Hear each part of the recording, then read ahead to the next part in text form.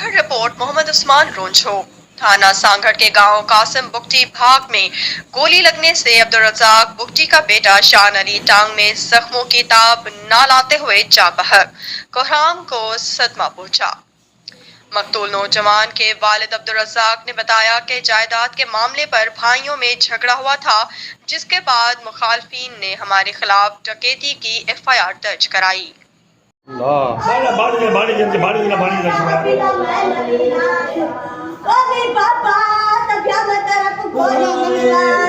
नालो तो माल पे चाहियो असांजो पाण में अॻे तनाज़ो माल ते झेड़ो थियो हो, पोइ हिननि असांते फुर जो केस कराए माण्हू असांजा ॿधायूं ऐं छोकिरे खे साह कोन हो। हाणे हुननि खे बि टीटी मौज़र हुया, मुंहिंजे भाइटे वटि बि टीटी मौज़र आहे।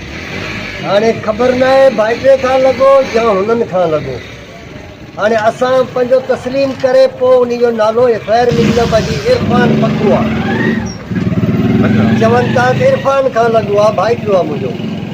बाक़ी हू जेका आहिनि जहिड़ो असांजो हुननि सां पोइ थी सघे मुलवस थियनि उते ॿियो पुट पाए उनखे पुछा कंदो। हा उहो हाणे असां पुछा शुरू में माल तां जहिड़ो थियो। हा शुरू माल तां जहिड़ो थियो, पोइ हिननि असां ते चयो की असांजी 1,28,000 फुर थी आहे, पर फुर का बि न आहे। हिन जो न थियो, हुन जो थियो, असांजो न थियो, हुननि जो थियो। तव्हांजो नालो छा आहे? अब्दुल रज़ाक।